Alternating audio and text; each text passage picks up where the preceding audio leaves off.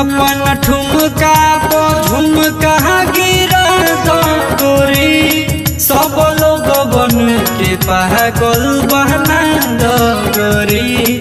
अपन ठुमका को बोलो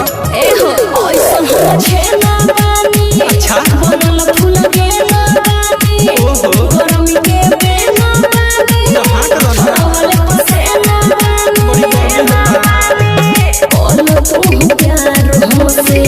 और जमे समाजा आजा आजा आजा ए हो रे राजा आजा आजा आजा ए हो रे राजा